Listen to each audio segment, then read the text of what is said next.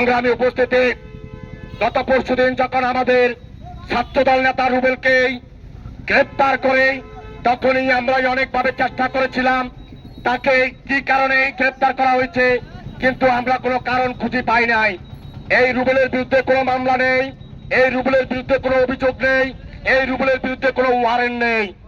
কিন্তু হান্নান মাসুদের 5 লক্ষ টাকার বিনিময়ে এবং 2টা কুচক্রী মহলের 2 লক্ষ টাকার বিনিময়ে আমরা গোপন সূত্রে খবর পেয়েছি কোস্টগার্ড এই 7 লক্ষ টাকার বিনিময়ে আমাদের রুবেলকে এবং সরকিন সুকসরের মধ্যে অভিযান চালাচ্ছে। সংগ্রামী উপস্থিতি, কোস্টগার্ডের এই সমস্ত অপকর্ম যদি চলমান থাকে আমরা ছাত্র যুব জনতা কিন্তু বসে থাকবো না।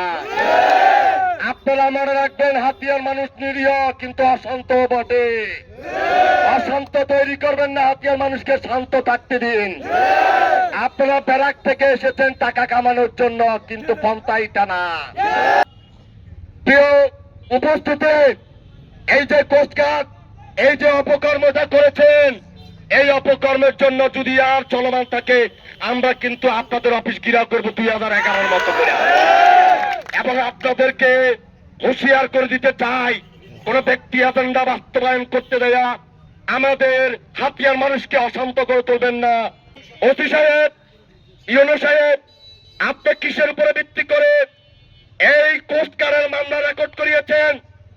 আমাদের নিরীহ 4 জন লোককে আসামি করে এই মামলাটা রেকর্ড করিয়েছেন। তারা কি অস্ত্রবাজ? তারা জনপ্রতিনিধি এই সরকারি ইউনিয়নের, অথচ তাদের বিরুদ্ধে আপনি অস্ত্র মামলা গ্রেপ্তার করেছেন।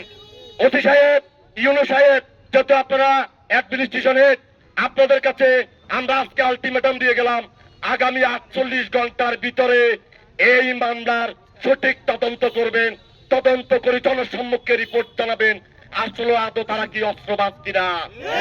অন্যথায় 48 ঘন্টা পরে আমরা দুর্বল আন্দোলন করে দেবো এবং হাতিয়া থানার প্রশাসন ওইটার জন্য দায়ী থাকবে। কেন কোস্টগার্ড অবৈধ? আরেকটা কথা বলি, কোস্টগার্ড কিন্তু উপরে অভিযান চালাতে পারে না, তাদের সেই অথরিটি নাই।